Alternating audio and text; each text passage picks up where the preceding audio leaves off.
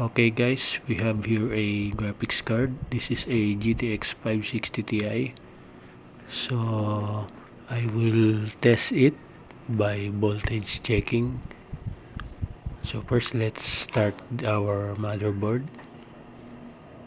Then our multimeter is ready for DC check or voltage checking.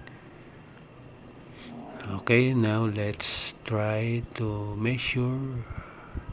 As you can see, there is display because the display comes from the motherboard, not in the GPU itself. So this means our GPU is not detected.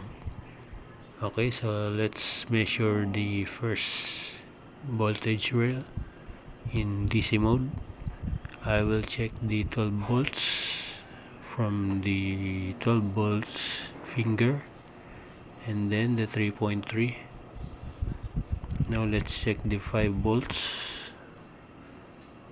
So we are missing the 5 volts.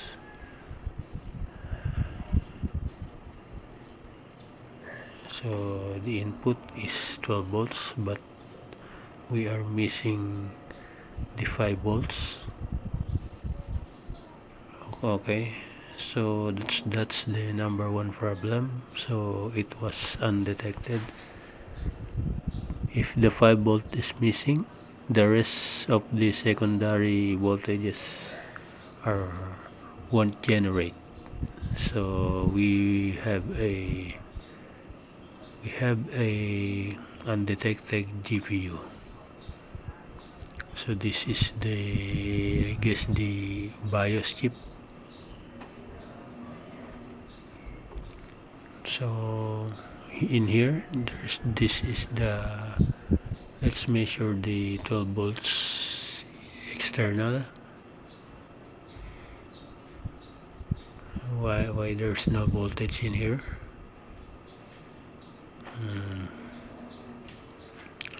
Let me check the lower MOSFET. We have no memory, but we have a 12 volts.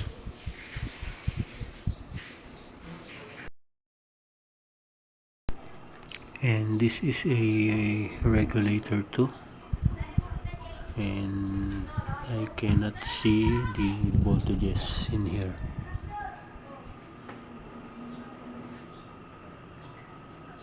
Okay, the 12 volts is coming in, but no secondary voltages is present.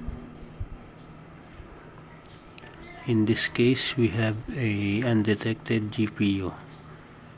So in order to make it work, we must first find the culprit or the 5 volts rail, what's causing it to be missing.